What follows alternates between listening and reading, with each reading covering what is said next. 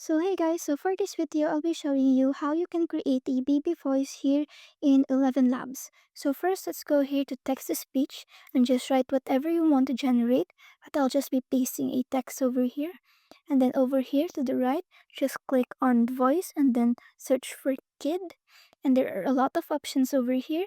So you can just choose whatever you want to use according to your preference. But I'll be using this one. So just click on that, and then we just also want to adjust these settings over here to make it suit our standard some more. Then just generate the speech. I'm selfish, impatient, and a little insecure. I make mistakes. I am out of control and at times hard to handle.